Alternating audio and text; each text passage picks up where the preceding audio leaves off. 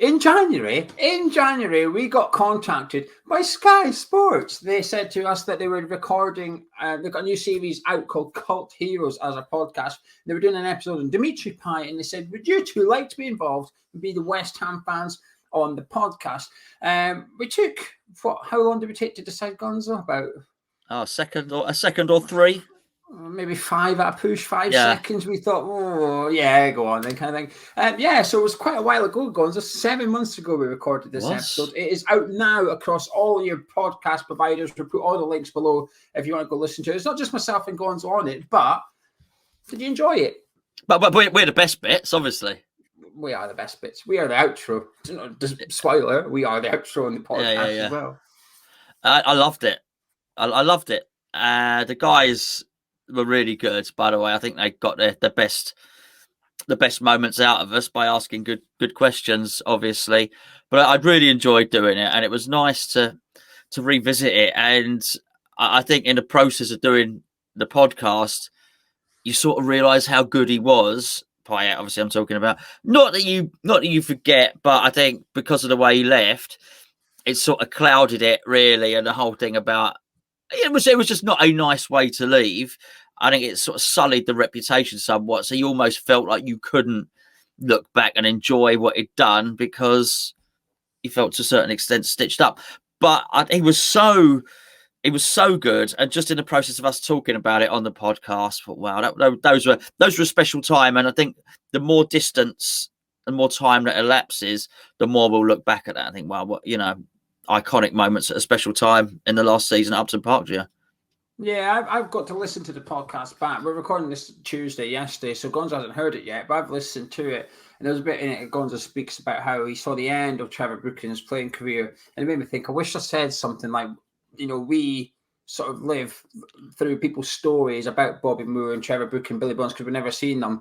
In 30 years' time, people are going to live through our stories about Dimitri Payet because he's going to be one of those players that you wish you'd seen in the past for West Ham. I make you right. As time's gone on, you've mellowed a little bit and the hatred towards him, the anger towards him has gone for one reason or another. I think part of the reason is because of how good we were last season. When we recorded it, we were obviously in the top 4. So it was sort of like West Ham were good. But prior to that, we'd always been in a relegation battle a little bit. And maybe part of you, even subconsciously, sort of blame Dimitri Payet to some extent for that. Say, well, you were the guy that was meant to sort of stop us being in a relegation battle. You were that good. You would have not allowed that. But since you left, it's all been downhill from there. Now we've got the feel-good factor back at West Ham a little bit. It's sort of like, it's easy. I find it a bit easier to get over it. But he was just, like you said, when you were doing the podcast and you were remembering the goals and the moments and stuff, just an unbelievable talent. He's still doing it today. He's 34 years old, one game into the French season, and he's been scoring and setting goals up as well. And he's still got a dodgy bar in it.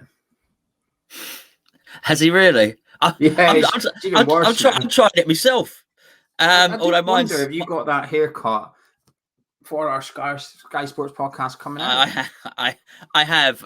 It's more to do with the fact that there's not much hair left. And once it gets... I don't actually own a hairbrush, believe it or not. And unless I want to borrow my daughter's unicorn one, which I generally don't because you can't find it, it's generally a towel. And I've got a bit of a Tintin thing going on. But quite frankly, I'm just pleased to have a little bit of hair at the front. The rest of it's fallen out around it. But I basically look like a monk from a different angle, although I don't behave like one. The Payet...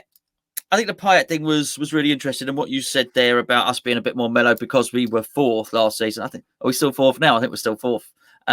We are. We're clearly just a top 4 team. Apart from when it comes to the crunch, we just dip down into the 6th position, so we don't have to get in that pesky Champions League.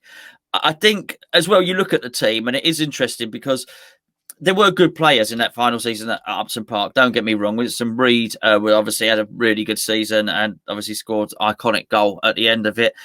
Lanzini had just come into it and was looking good. Antonio was just finding his feet. Noble was sublime that year. There was a lot. Sacco obviously had his moments as well. However, we did have one player who was head and shoulders above the rest. And when I did a video the other day, I was speaking about Ogbonna last season. I was saying if he'd have stayed fit last season, he could have been with a shout for Hammer of the Year. But as I mentioned, there could have been 4 or 5 in that situation. Antonio stays fit all season, is Hammer of the Year. Soufal plays all season, hammer of the year. Souček, hammer of the year. Rice, we have got a lot of good players. And now we feels like we've got more of a team, but it's very different now. We had this sort of one outstanding, flamboyant individual who didn't just have the skills. We've had a lot of players with skills over the years, Geo, but who was skillful enough to actually control and impact the game. And I don't know if it made the cutting room floor or whatever, but I got into the podcast. But I remember saying at the time, it's a really funny thing to see in a team game somebody grabbing a game that is not a game of tennis, but grabbing any team sport where one person, where there's 22 players on the pitch, says, do you know what? I'm going to dominate this now, and I'm going to dictate the result of these procedures. A hell of a thing to do, Geo. Yeah, and I think, at that point we had a player who could almost make the other players on the pitch irrelevant. It's a really impressive thing when you see it. And then some sportsmen could just do that, and he was one of them, Yeah, I think he also made everyone in the team better as well, because he always kicked them out a little bit. Martin Noble, Lanzini at the time, because they were the ones around him, and Creswell played behind him as well.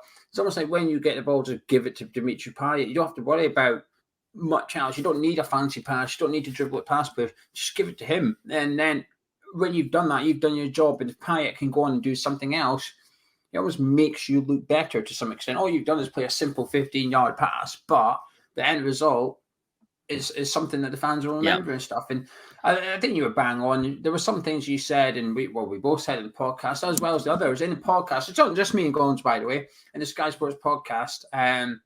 Who else is in it? Randolph. Randolph, who was obviously the goalkeeper at the time, because Adrian had been kicked out of the team. Well, he was on the bench for it. Julian Dix, who was obviously a coach at the time under Slaven Bilic with Dimitri Payet. So Dix was there for Payet's whole reign, and he was there when Payet left, and he gets asked about the way that sort of Dimitri left West Ham too. And then they had Matt Lawless, the journalist and West Ham fan. Chris Skull, who's a big West Ham fan as well, does a lot of work for West Ham and is a podcaster.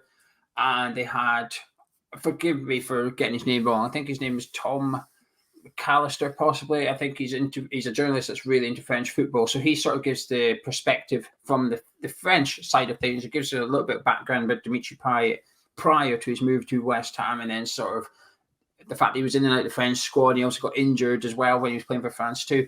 So the way it's been put together has been really good, and the sort of the guy behind the scenes, if you like, working for Sky Sports, is a big West Ham fan as well. So when myself and Gonzo recorded it, it was a bit easier because the person asking us the questions is a big West Ham fan. So I think it's probably better because then he's able to ask you questions about specific goals and stuff that he knows is important to West Ham fans. It's just easier to extract it from you.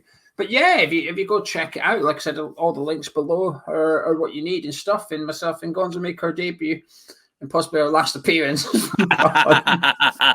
yeah, we do a Marco Bugas, don't we? Or something, we start. We're not going to be the Steve Potts of Sky Sports. We do a bit of a Dimitri Payet ourselves without being slithery at the end, Yeah, it is quite good. I was going to say, being on, you've got a Payet haircut. Being on Sky Sports, it's got your hair, but it looks like it's got on your head as well. It really has. I still haven't bought the yellow T-shirt for deadline day, but we've got to do something in homage to that, I think.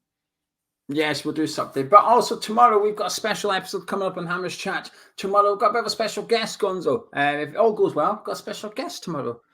Yes, we do. We've got Dharma Chef from Sky Sports, who is the Sky Sports, let's be fair, transfer window specialist extraordinaire, ITK, which is really magnificent. And certainly, I mean, we're chuffed, a massive feather in the cap for Hammers Chat to have Dharmesh on and for Sky Sports to be willing to do such a thing is well, I'm chuffed. There's no point in saying otherwise and acting all cool. I'm really excited about it. Yeah, really looking forward to it, mate. Yeah, so if you want to get it downloaded, all the links are below as always. Hopefully it goes down well. Sky Sports were a little bit iffy with this one because they know it's controversial, the way Dimitri Payet left West Ham. This is the fifth one in the series. They've done Robbie Fowler, Eric Cantona, JJ Okocha, Jurgen Klinsmann, Dimitri Payet now, and then they've got Kelly Smith next week as well. So get downloaded. And then Gonzo, you enjoy the podcast as well. I'm looking forward to it. I've mostly forgotten what we've said. Yeah, you're at the very start. You are you're in the intro of the video. You are. You there's two bits. You say it was like watching a World Cup. Oh no! La la la la la la la la la la la. Well, Don't tell me what I keep said. la la la, and you take your headphones off. And he says something quite good. He speaks about Dimitri Payet's song, and he says in that bit of the song we say, "I just don't think you understand." We didn't really understand. I quite like that bit he said. I'm no good at lip reading. I've decided. Don't know what you said. Something rude. Something nasty about me. Something like that. Anyway, we'll disappear now, will we? Yeah. Let's go. Let's go. Cheers, everyone. Take care. Catch you in a bit.